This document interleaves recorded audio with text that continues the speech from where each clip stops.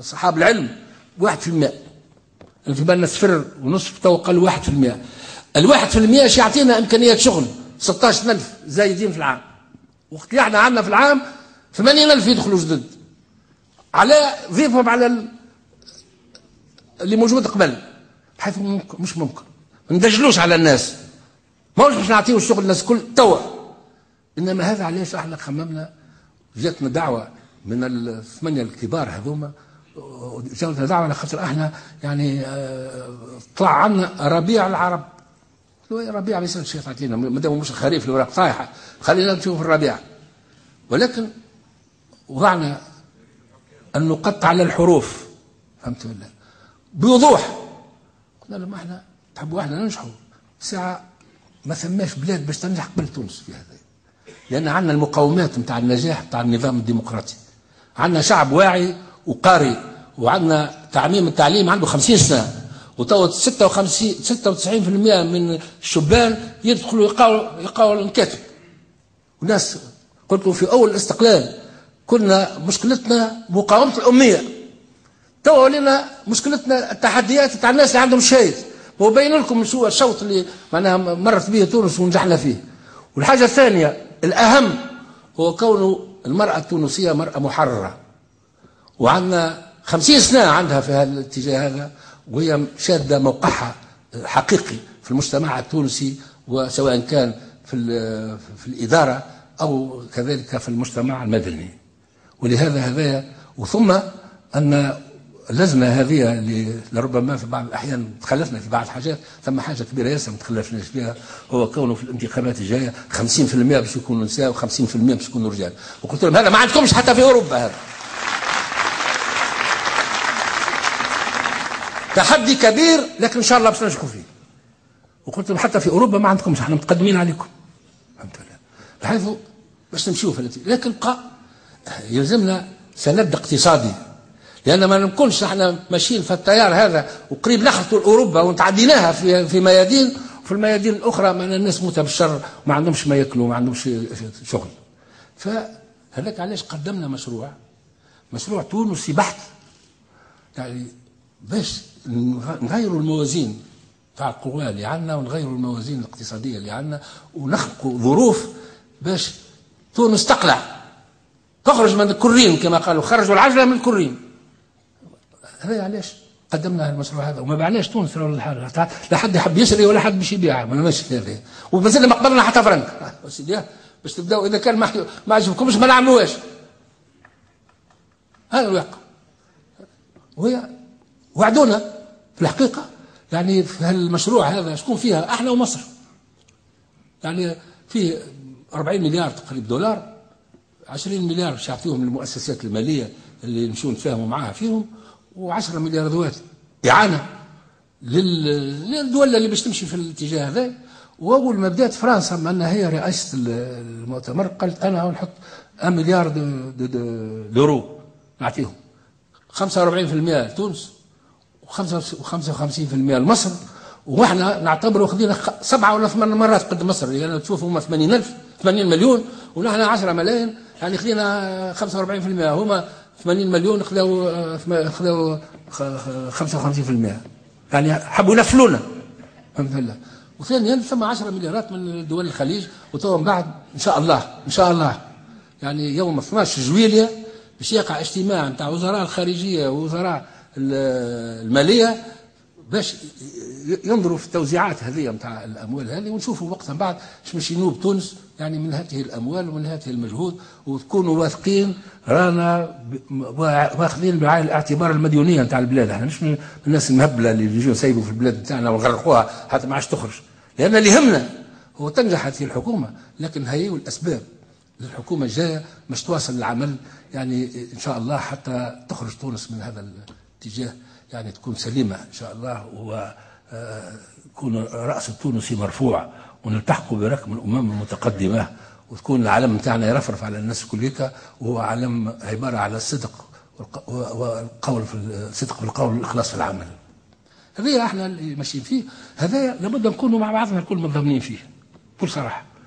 ثم مشكله اخرى لازمنا نقولوها، هو كونه احنا تونس احنا في حدودنا يعني عندنا حرب في حدودنا. لازم تعرفوا اللي عندنا الجيش وعندنا قوات الامن الداخلي الحرس والشرطه وحتى الحمايه المدنيه يعني مجندين توا اشهر، ولابد ان نعبروا لهم عن اكبارنا وتقديرنا للعمل هذا.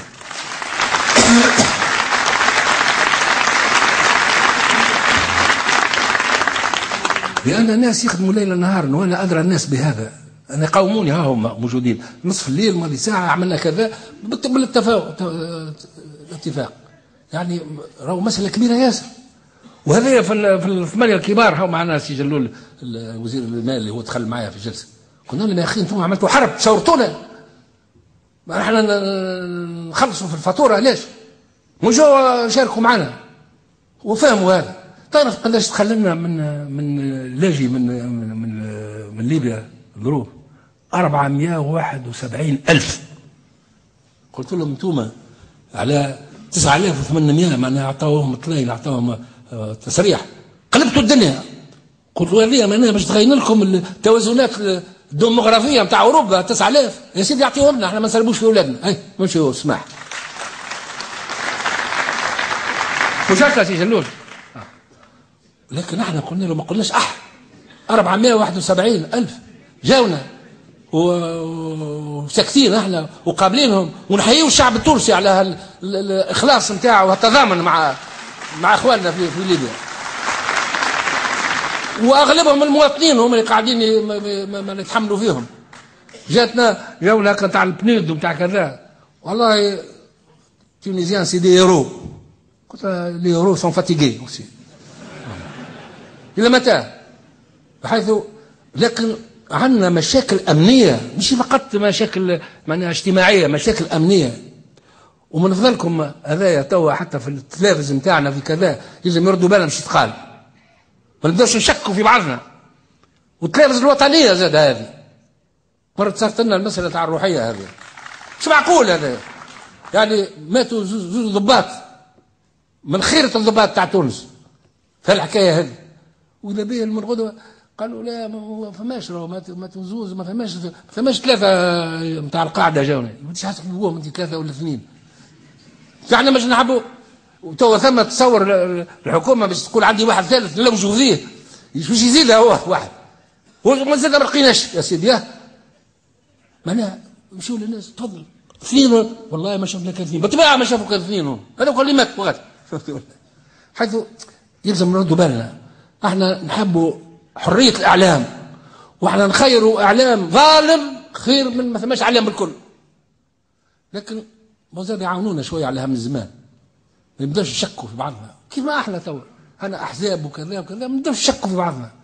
ما عندنا نجاه الا في التضامن مع بعضنا. يعني واحنا بلاد صغيره في 10 ملايين عباد الحمد لله. يعني كما قال السماؤل هذيك يعني كيفاش هي قالت قليل عديدنا فقلت لها ان الكرام قليل ما ضر ان قليل وجارنا عزيز وجار الاكثريه ذليل. احنا وباش احنا نعتزوا باش بتضامن مع بعضنا شدان بعضنا بالراي والراي المخالف مرحبا وما نمشيوش ما نتقدموش اذا كان ما نفهموش الراي المخالف ونسمعوه وناخذوا العبره من جميع الامور. ونحن ماشيين في هالاتجاه هذا وان شاء الله هذه الحكومه يعني وقت اللي باش توفى وان شاء الله في اقرب وقت. عمركم صارت في دوله ثم حكومه تقول ما نحبش نقعد.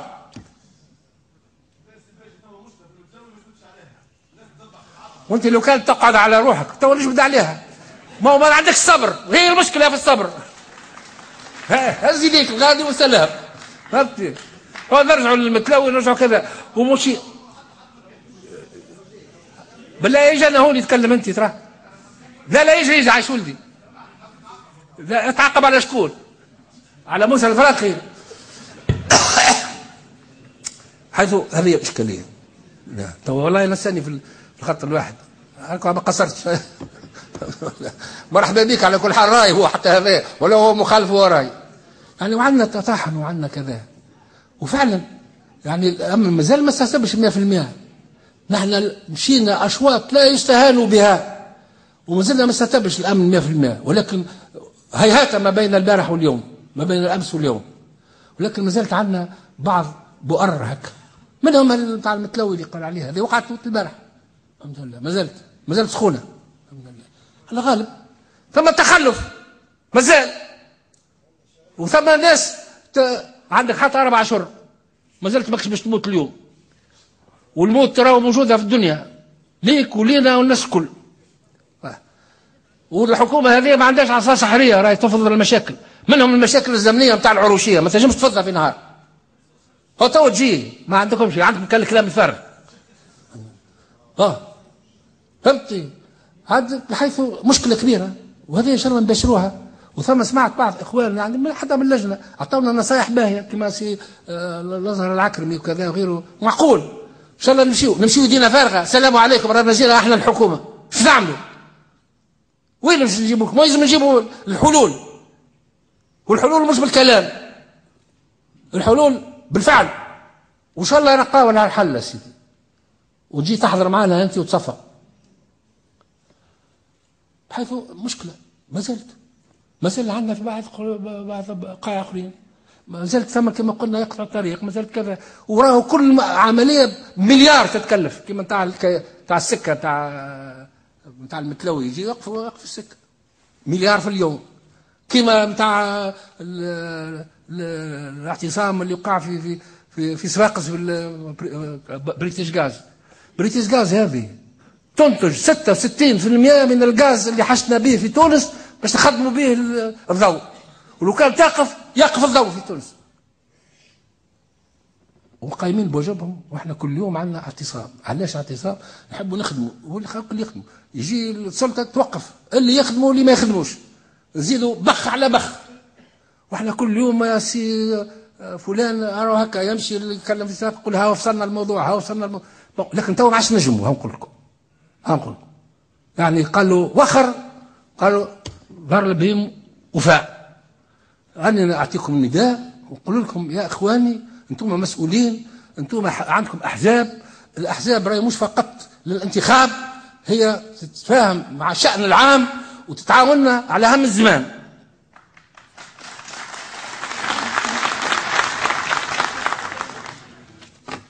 وخلاصة القول لابد أن نتضامنوا مع بعضنا، لابد أن نحط اليد في اليد. بارك الله فيك،